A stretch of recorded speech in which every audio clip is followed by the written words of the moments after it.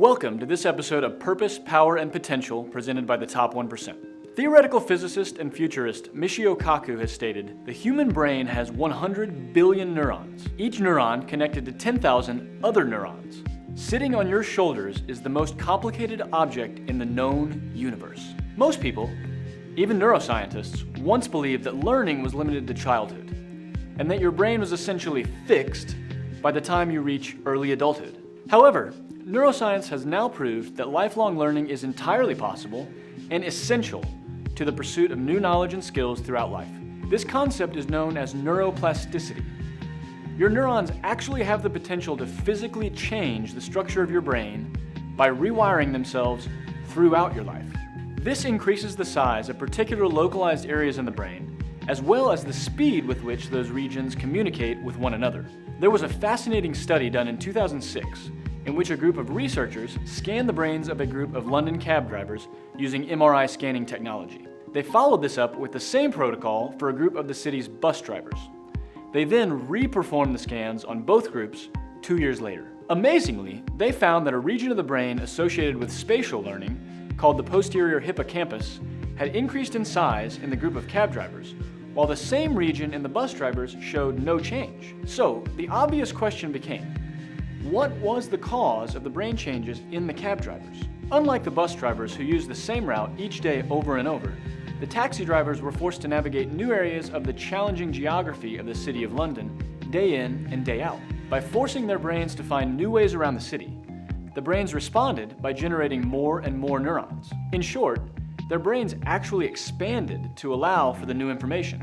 We can continue to gain new skills and abilities into adulthood, and the regions of our brain responsible for knowing things, which are commonly known as gray matter, will increase in size to help make this process happen. This gray matter handles thinking, decision-making, and memory, whereas white matter provides all the connections in the brain. As the amount of white matter in the brain expands, the speed at which neurons can communicate with one another increases. When people learn new skills, whether they be playing chess or leading teams, they will show an increase in white matter as they become more and more advanced. Essentially, the fluidity with which communication happens between different regions of the brain improves more and more as the skill is perfected. Neuroplasticity expert Dr. MERZENICH explains that learning actually changes the structure of our brain, and these changes further enhance our ability to learn. It seems there is an actual skill that we could term learning how to learn. There are a couple of interesting observations that Dr. MERZENICH explains about better learning. First, we should never multitask. There are many reasons for this, but among them is the fact that paying close attention is critical to long-term change in brain circuitry. Interestingly, the more often a connection is activated between two neurons, the stronger the attraction becomes, which is what neuroscientists refer to as binding. The three transmitters most of us are familiar with are dopamine, norepinephrine, and serotonin.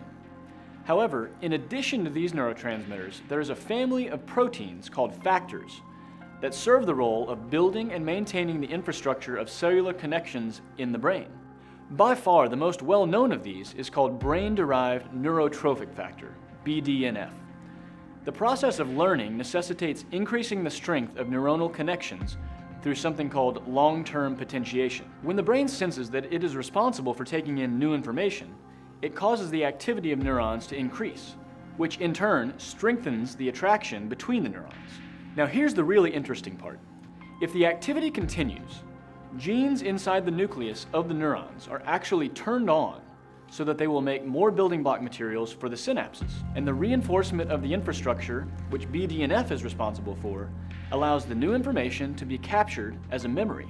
For the purposes of learning, increasing expertise, and maximizing one's potential, the most notable discovery, which earned Columbia University neuroscientist Eric Kandel a share of the Nobel Prize in 2000, is that repeated activation or practice causes the synapses themselves to get larger and make stronger connections. This is a process referred to as synaptic plasticity, and BDNF is a main workhorse in the process. In the city of Naperville, Illinois, 19,000 students in Naperville District 203 joined an educational experiment conducted by a group of physical education teachers. The experiment takes place in gym class, but this is not any ordinary gym class. This class is called 0 Hour PE, and the name of the class refers to its scheduled time prior to first period. The objective of the 0 Hour class is to determine whether working out prior to school hours gives the kids involved a leg up in academic work and reading ability. At the end of the semester, this group of 0-hour PE experimental students will show a 17% improvement in reading and comprehension, compared with 10.7% improvement among the other literacy students who slept in and took regular gym class. In Naperville 203, the physical education department is teaching fitness rather than sports. The underlying idea is that they are really teaching a lifestyle for a longer and happier life. An additional powerful piece of evidence that this program is working well for Naperville comes from a test called the TIMSS test, which is an exam designed to compare students' knowledge levels from different countries around the world in math and science. TIMSS has been administered every 4 years since the year 1995. The 1999 test looked at 230,000 students from 38 countries, including the United States. Naperville 203 signed up to be part of the exam, and 97% of its 8th grade students took the exam, not just the most academically advanced. So how did they do? On the science section, Naperville students finished first, as in #1 in the world. On the math section, Naperville scored 6th behind Singapore, Korea, Taiwan, Hong Kong, and Japan. It seems 0-hour PE is contributing in a powerful way. So let's figure out why.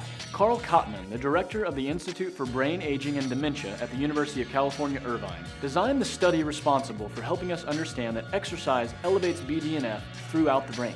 Kottman is also quoted as saying, "One of the most prominent features of exercise, which is sometimes not appreciated in studies, is an improvement in the rate of learning." And I think that's a really cool take-home message, because it suggests that if you're in good shape, you may be able to learn and function more efficiently. In 2007, a group of German researchers found when studying humans that people learn new vocabulary words 20% faster after exercise than they were able to before exercise, and that the speed of learning correlated directly with the levels of BDNF. On top of that, people with a gene variation that does not allow them to have BDNF are more likely to have learning deficiencies. The above findings, among others, are what prompted Harvard psychiatrist and author Dr. John Ratey to begin referring to BDNF as miracle grow for the brain. These studies also show us, along with the evidence from Naperville 203, that we do indeed have the power to change our brain. It turns out, all we have to do is get moving. I would love to hear your takeaways from what you've learned in this episode. Do you really believe you have unlimited potential? Drop your response in the comments below. Be sure to tune in to the next episode of Purpose, Power, and Potential, where we will cover 3 evidence-based strategies to reach sustained levels of peak performance on a daily basis. Don't forget to subscribe and follow us on social media so that you can reach the top 1%.